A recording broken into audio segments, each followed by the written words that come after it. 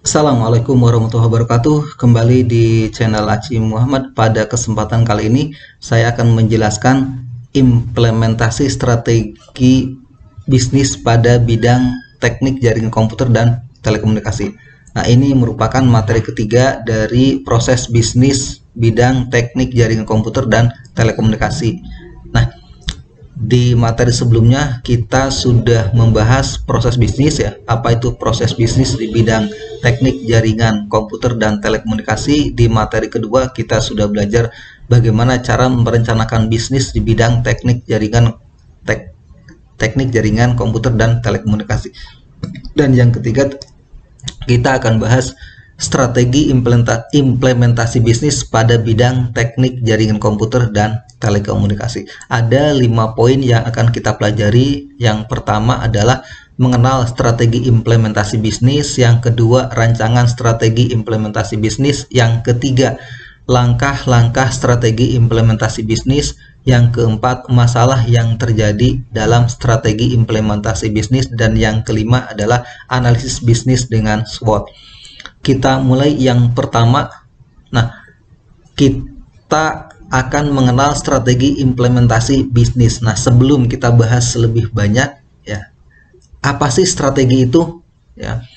Nah, ketika kita akan melaksanakan sebuah kegiatan, tentu kita membutuhkan pendekatan yang sesuai. Nah, pendekatan ini tentu bisa berupa langkah-langkah, cara untuk mengerjakannya, cara untuk melakukan aktivitas tersebut. Nah, itu bisa masuk ke dalam kelompok namanya strategi. Nah, begitu pula dalam berbisnis, ketika kita akan mengelola bisnis, maka kita membutuhkan strategi, membutuhkan pendekatan-pendekatan yang sesuai untuk menjalankan aktivitas bisnis. Nah, seorang pebisnis tentu harus mengetahui ya bahwa strategi implementasi bisnis ini merupakan penerapan strategi termasuk dalam tahapan manajemen strategi dalam berbisnis. Hal ini melibatkan penggunaan kemampuan manajerial, kemampuan administratif, dan kemampuan persuasif. Ini maksudnya apa? Seorang pebisnis itu harus memiliki kemampuan manajerial, kemampuan mengelola perusahaan yang terdiri dari ada SDM di dalam perusahaan itu, ada sumber daya alam, aset ya, ada keuangan, ada barang atau produk atau jasa yang akan kita kembangkan. Nah, misalnya dalam bisnis bidang teknik jaringan komputer, kita membuka bisnis jasa layanan instalasi dan maintenance network atau jaringan komputer. Maka kita harus mampu mengelola SDM yang punya skill di bidang network ya, di bidang jaringan komputer, dan juga mengelola perusahaan atau keuangan perusahaan gitu ya. Nah, yang berikutnya adalah pengelolaan administratif. Seorang pebisnis itu harus memiliki kemampuan administratif, kemampuan misalnya melakukan kerjasama, membuat dokumen kerjasama, mengarsipkan segala dokumen perusahaan sehingga di masa yang akan datang bisa terlihat dokumen-dokumen penting perusahaan. Nah, yang berikutnya adalah tindakan persuasif. Nah, tindakan persuasif ini merupakan tindakan yang membujuk orang lain ya, atau tindakan atau kegiatan yang dilakukan perusahaan yang tujuannya adalah bagaimana orang lain itu bisa tertarik kepada layanan yang kita berikan. Nah, ini tentu bisa berupa publikasi, bisa berupa website, di sosial media, macam-macam, sehingga yang dipublisnya itu yang memiliki daya tarik tersendiri sehingga orang lain tertarik untuk menggunakan layanan yang kita berikan. Nah, yang kedua adalah rancangan strategi implementasi bisnis. Nah, ini ada 4 poin yang harus kita pelajari. Yang pertama, cara mengembangkan bisnis. Nah, seorang pebisnis tentu harus memiliki cara dalam mengembangkan bisnis ya, bahwa bisnis kita ketika kita membuat sebuah bisnis itu harus berkembang menjadi sebuah bisnis yang besar, sebuah bisnis yang memiliki keuntungan, sebuah bisnis yang memberikan layanan yang bermanfaat bagi pelanggan. Nah, itu harus tahu ya, seorang bisnis harus tahu bagaimana cara mengembangkannya. Nah, entah itu misalnya dengan penambahan karyawan, entah itu dengan publikasi yang besar sehingga banyak orang tertarik. Nah, ketika orang banyak tertarik, maka tentu pelanggannya akan semakin banyak. Nah, ketika pelanggan semakin banyak, maka dibutuhkan tenaga yang melayani pelanggan itu juga lebih banyak. Nah, sehingga kedepannya bisnis bisa berkembang. Nah, berikutnya adalah cara memenuhi kebutuhan pelanggan. Bahwa pelanggan itu merupakan bagian penting dari sebuah perusahaan. Tanpa pelanggan, maka perusahaan itu tidak menjadi apa-apa. Karena misalnya kita membuka bisnis jasa instalasi jaringan dan maintenance, maka loyalitas pelanggan itu menjadi sesuatu yang sangat penting, karena pelanggan memberikan setelah menerima layanan dari kita, maka pelanggan akan memberikan pembayaran sesuai dengan tarif yang sudah disepakati sebelumnya. Nah, seorang pebisnis itu harus mengetahui kebutuhan pelanggan. Pelanggan butuh cepat, ya kita harus bergerak cepat. Pelanggan butuh layanan yang prima, kita harus berikan layanan prima. Pelanggan butuh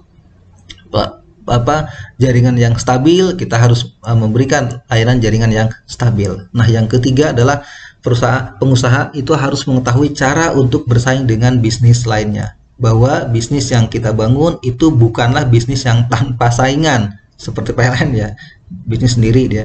Nah, bisnis yang kita bangun itu pasti sudah ada bisnis lain yang serupa. Oleh karena itu kita harus bersaing. Nah, persaingan itu biasanya terjadi mulai dari harga, layanan, ketersediaan spare part, kecepatan dalam menangani permasalahan. Itu menjadi poin penting yang diingat oleh pelanggan, karena pelanggan itu pasti pengennya terbaik. Nah, dengan biaya yang seminimal mungkin. Sementara perusahaan itu pengennya keuntungan besar dengan pekerjaan yang mudah gitu ya. Itu tentu harus dicari titik temunya. Nah, yang berikutnya adalah siap dengan perubahan pasar. Bahwa bisnis di bidang teknologi itu harus siap dengan perubahan keinginan pasar atau pelanggan, karena barang teknologi itu terus berkembang dan juga kebutuhan pelanggan juga terus berubah. Oleh karena itu pebisnis harus siap dengan perubahan pasar. Nah, berikutnya langkah-langkah strategi implementasi bisnis. Nah, yang pertama, perusahaan harus mempersiapkan dan membuat rumusan strategi implementasi bisnis yang berorientasi pada pengembangan bisnis yang akan terjadi di masa yang akan datang. Nah, ini maksudnya adalah bahwa ketika kita menjadi seorang pengusaha, maka kita harus memprediksi 5 tahun ke depan perusahaan yang akan kita bangun sekarang itu akan menjadi seperti apa. Itulah visi jangka panjang. Nah, tentu itu harus dirancang ya, strategi seperti itu. Fungsinya adalah untuk melihat kemampuan sejauh mana SDM yang ada di perusahaan kita itu kerja keras untuk mengembangkan bisnis sehingga menjadi perusahaan besar gitu ya. Karena ketika kita membangun perusahaan tentu tidak langsung besar ya. Misalnya ketika baru dibangun, kita mencari pelanggan pertama saja itu tentu bukanlah sesuatu yang mudah gitu ya, apalagi di bidang jasa. Jadi siapa orang yang akan menggunakan jasa layanan pertama kita? Nah, ini juga tentu menjadi sebuah pekerjaan yang cukup berat gitu ya. Oleh karena itu meskipun berat, tetapi ketika kita rancang, kita dokumentasikan, maka setiap SDM yang ada itu akan kita motivasi, terus dimotivasi sehingga mampu melaksanakan langkah-langkah strategi bisnis yang sudah kita tentukan. Nah, tentu yang kedua, perusahaan itu harus mengutamakan kepuasan pelanggan. Nah, ketika perusahaan itu baru dibangun, maka target pertama adalah bagaimana mendapatkan pelanggan. Nah, setelah pelanggan itu ada, misalnya setelah pelanggan itu dapat, maka bagaimana supaya si pelanggan itu kembali menggunakan layanan yang kita berikan, entah itu maintenance, entah itu upgrade layanan jaringan, entah itu ekspansi jaringan. Nah, itu harus mengutamakan kepuasan pelanggan. Nah, itu seorang pengusaha itu harus tahu ya, misalnya untuk kedua entah itu diberikan diskon, entah itu diberikan gift yang membuat mereka senang gitu, sehingga mereka bisa kembali menggunakan kita. Nah, itu bisa dilaksanakan dalam penerapan strategi implementasi bisnis. Yang ketiga, perusahaan harus siap dalam menghadapi tantangan yang akan terjadi di masa yang akan datang, bahwa setiap bisnis kita itu kita targetkan untuk bertahan selama mungkin. Oleh karena itu, di masa yang akan datang itu akan ada tantangan di mana seorang pengusaha harus siap dengan tantangan yang ada.